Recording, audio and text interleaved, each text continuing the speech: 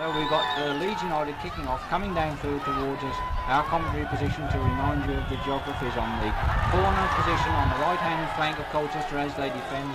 It's Leeds to kick off, the ball sent back to Charlton, who forthwith hammers it straight into the Colchester penalty area, comes out, cleared by Cram, comes to Madeley. Madeley lobs one into the goal mouth, and Graham Smith gets an early touch of the ball from the Leeds end rather than from one's own play. The long kick upfield, headed on by Simmons, and a free kick forthwith against Norman Hunter for pushing in the back on Simmons gives Colchester a free kick about halfway between the Leeds penalty area and the front edge of the centre circle, protruding into their half of the field. Otherwise it's pretty well even as far as the middle of the pitch from touchline. The touchline is concerned. It's Brian Hall to take it, lobbed up well onto the far post. The header up there is by Lewis, bobbing in and out. There's Mann in, Crawford in. Crawford, a tremendous shot in there, just charged down by Charlton at the last minute, and Leeds breathe again with a rather hectic scramble in their own goal mouth, but the ball only cleared for a throw-in opposite the front edge of the Leeds penalty area on the Colchester right wing, and it's Lewis, I think, across to take it well up towards the near post, back headed by Carilla, coming out loose, but cleared by Charlton, comes out to Carilla back in, Cram lobs it in, headed out by Charlton, still in there, eventually it is cleared by Bates, and Hall going through very fast but leaving his flank open, and it's Clark coming away the ball, but quickly tackled there by Mickey Mann, and the ball out of play for a throw to Leeds, I think, and it is in fact a free kick. A rather mysterious decision, but a free kick to Leeds, a few yards in from touch, about halfway in the Colchester half, cleared by Gilchrist, comes through out to Lewis. Lewis clears it, but only comes to Madeley. Madeley lobs one forward up towards the far post, but everybody able to let it run, and it's behind the line for a goal kick to Colchester. Goal kick from Graham Smith, finds the halfway line quite comfortably, and a push there by Charlton on Simmons, and a free kick to Colchester just inside the Leeds half, about 10 yards in from the left-hand touchline. Going to be taken by Brian Hall, I would think. Brian Hall playing at left back despite the fact that he's got a number 2 on his shirt. Kick from Brian Hall, coming up towards the far post. There's Crawford out there turning it back inside, but no one to back up except Giles to clear it away downfield, where Garvey runs to it, pursued by Jones. Clark waiting, lurking about as he always does, but Garvey getting it back to Graham Smith, and Smith from hand clearing upfield, where it's Madeley in to clear to Hunter. Hunter up to Giles. Giles, a quick pass across the half of the field, well intercepted though by Hall, sent away towards the Leeds right back for the position, where Reaney very comfortably and coolly turns it back to Sprake, and Sprake, challenged by Lewis, just throws it over Lewis's head back to Reaney, but Reaney quickly tackled by Lewis and has to put it back to Sprake in the end, but the referee deciding that Lewis's challenge on Reaney was illegal, and a free kick the result. Then the free kick taken, the ball turned back to Sprake. Sprake from hand upfield, getting it well clear up into the centre circle. West moving about quite dangerously. Giles fastened on, but it's Gibbs who comes away and clears the ball back to Bobby Cram. Bobby Cram from right back sends the ball straight through up onto the front edge of the Leeds penalty area. Cleared by Hunter, and there's a kicking match going on between Simmons and Hunter there. Some rather nasty incident, and the referee will have to button this up very smartly, because that was quite a ugly little incident there, with both the players kicking and hacking at one another on the ground. Norman Hunter very quick to retaliate, and Dave Simmons equally quick to show that he wasn't going to stand anything, but the referee giving the free kick to Leeds. A good kick by Charlton, a back header by Jones there, but Garvey was the last one to touch it, and it goes behind the line with Cram desperately trying to clear it and prevent a corner kick, but unable to do so. So it's a corner kick to Leeds, 5 minutes play gone, and already Charlton appearing up on the goal line. For a corner kick being taken by Lorimer on the Leeds left wing, curling in nicely, and Jack Charlton trying to crane his giraffe neck round there, with the ball kicked clear there by the Colchester defence. Comes out front edge of the penalty area, throw in taken by Lorimer, back to Cooper to Lorimer. There's a ball bobbing about. Smith comes out here, and there's a dangerous shot there by Alan Clark from just on the front edge of the penalty area, with Smith scrambling about all over his goal. Goal kick taken, finds the half line, but the ball hanging this time, a little higher kick from Smith, and the ball hanging in the air. As Lewis goes for that ball, He's challenged from behind by Madeley, and the referee quickly blows for a free kick to Colchester, just inside the Leeds half, practically on the halfway line actually, and about 1/3 of the way in from the Colchester right touchline. Going to be taken by right back Bobby Cram. Setting it up well up into the goalmouth, hovering very high, and there's a good header up there. Scrambled goalmouth incident there with Sprake eventually falling on the ball, having missed it, and I rather fancy the referee's given a free kick. Not a very good goal kick from Sprake, and taken by Gilchrist with a header, but only into touch for a throw to Leeds halfway inside their own half, taken by Cooper to Hunter, and Hunter all the way back to Sprake. Hunter waiting just outside the penalty area for the throw from Sprake, which comes. Hunter sends it down the line for Jones. Jones coming down the left-hand touchline, still tackled by Garvey, but turns inside to Clark. Clark back to Cooper. Cooper deciding to come on one of his touchline moments, but well challenged there by Carilla and Cram, and the ball sent forward, kicked clear by Cram off Cooper, and rebounds over the byline for a goal kick to Colchester. Goal kick to Colchester, right-hand edge of the goal box. Smith deciding against a short one, although Hall's waiting for it, and takes a long kick. Finds the Leeds half the field. It's Madeley well up there, getting the ball away, but tackled eventually by Cram, getting it forward. But only to Giles in the centre circle. Giles lobs it forward, expecting to find Clark, but Carilla well policing Clark there and getting it back to Smith. You might have had a little boo from the crowd there as Smith was challenged by Lorimer, but Smith not under any trouble getting the ball away up, and we've got Marn running through very quickly inside to Lewis. Lewis back to Marn. Marn has tried a shot here, but Sprake just comes out just in time, and a very unlucky try for Mickey Marn there. A good bit of break or giving by Sprake, timely interception, but a very good build up indeed by Colchester. A quick 1-2, and a very near thing for Leeds there indeed. And the ball, of course, having been touched on by Sprake, goes away for a corner kick. Good one coming in towards the near post, palmed away by Sprake. A terrific jump there by Simmons, but judged to have fouled one of the Leeds players in the process, so it's Leeds living to fight again.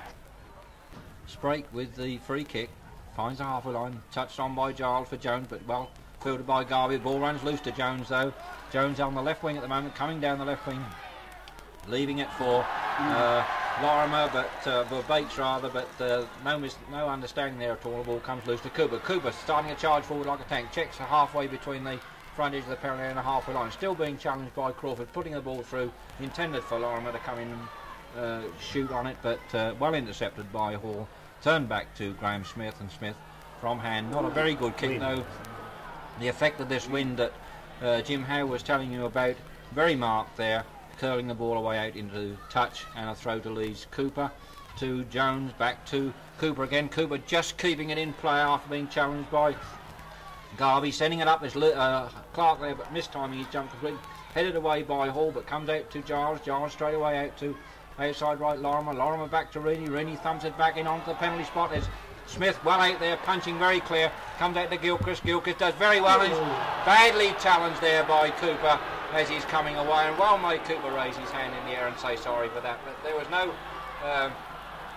not very much class about that incident from Cooper. What do you think about that, Jim?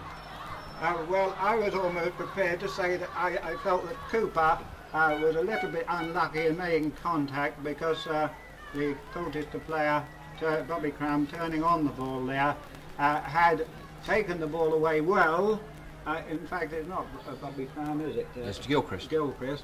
And the foot was really high and caught him right in the stomach, where you'd really feel it would possibly not too much ill effects, but being a little bit low, it'd probably been very dangerous. However, free kick halfway up from the goal line up to the halfway line, taken back to Graham Smith. He's just dribbling it out to allow his player to get well into the lead half, and at this stage, come on Eric. Thank you. Free kick taken, gets up towards the halfway line, still bobbing about in the Leeds half at the moment. Leeds in control though, and eventually it's Reaney who comes away with the ball, sending it forward to Clark. Clark in the centre circle, puts it back to Giles. Giles trying to find Clark again, but it's in fact Reaney, I think, who bobs up there. It goes out to Bates. Bates quickly tackled though by Lewis. Bates keeping possession of the ball though and lobbing it forward onto the front edge to penalty. Jones up there with the header, turning it back to Bates, but Bates leaves it for Clark. Clark trying to bring it under control. Hagan forward, eventually it's cut out by Gibbs and turned away up on the central circle. Where's Crawford heading it forward, comes through to Madeley. Madeley lobs it forward, headed away by Garvey, but the referee's whistle's gone for offside there, and at this point I think we might as well bring in Godfrey. Thank you. Well, an offside decision there, clearly against Giles, well up in front of the ball there, the ball hanging in the air. One of those difficult things on an afternoon like today, with a very strong wind blowing, not straight down the pitch, but certainly in Leeds' favour in this first half, and a Colchester man, Carilla, going to receive some attention there, could possibly for a cut or something on his hand by the way he's holding his hand. Pretty even indeed, I would say, at this stage. Leeds have looked dangerous twice. Colchester have had perhaps one of those near misses that could so easily have been in the back of the net and given the crowd a great deal to cheer about. Colchester back on the attack here, the ball cleared away by Cooper, not getting it clear and obstructed in fact by a Colchester man in the process. The referee being pretty tight here this afternoon, which I think is the right policy in a match where there's a lot of tension inevitably. And we've had quite a few free kicks against Colchester, largely I think due to the fact that Colchester have nothing to lose whatever this afternoon and therefore go in, not necessarily physically, but certainly going in directly for the ball, and certainly in the goal mouth, challenging everything, taking every chance they get. And without any malice in those attacks, are bound occasionally, of course, to get pulled up for over-exuberance. A long, long kick down by Gary Sprake, well over the halfway line into the Colchester half, but again helped by that wind as Big Jack Charlton puts another long ball down. But Leeds playing a great deal of pumping it down the middle sort of football at the moment. Not all that much class, but quite understandably they're trying to get used to the pitch. The smallness of the pitch, the proximity of the crowd, the general excitement and enthusiasm here on behalf of Colchester must cause a side in any position as good as that of Leeds to take time to settle themselves for the afternoon. Beginning to move the ball around well, but as yet not a great deal of danger as Leeds come away with this ball over the halfway line, headed on to Clark. Clark not able to get hold of that one, and it's Lewis comes in for Colchester and relieves the situation. Beautifully clear there, very good ball through to Gilchrist, who's fouled in the turn, and I think that was again not intentional for a moment. The referee jumping right into the middle of the situation, and one does see possible trouble if the referee can't cut down the number of incidents by taking a firm line, which he appears to be doing. He's certainly not let anything go, but the incidents are still occurring, which is perhaps a factor of a little bit of concern. A free kick to Colchester then on the halfway line by Brian Hall, who's switched from the right, where his number suggests he should be playing, over on the left there. This long free kick deep into the penalty area there. Up go the heads, it was Marn up for that one. It's across the face of the goal, and it's Gilchrist driving that one. Has it come off a Leeds man? We shan't know for a moment. Sprake's coming out to save the possible corner there, gets it right out where Cram will send it straight in again. I think now he's challenged well by Cooper. Cooper claiming the throw, but not getting it. Cram takes his throw quickly down, right towards the byline there. But across by Bates to relieve the situation for Leeds, and the ball into touch for a throw to Leeds to be taken by Jones. Now he's put it back for Cooper to take. Cooper 10-15 yards inside his own half, just in front of us here on our touch line, with the camera looking right down onto him from that position. The camera's on the roof of the popular stand. The throw taken and picked up by Brian Hall in the centre. Brian playing a very, very cool, steady game at the moment, as his years of experience would enable him to do. And another foul there. Man taken out of the game completely for the moment. The referee has pulled it out. We weren't certain for a moment. There was possibly an advantage because he recovered so well. That was Simmons recovering from a very hefty tackle there. And the referee not having a word with Jack Charlton on that occasion.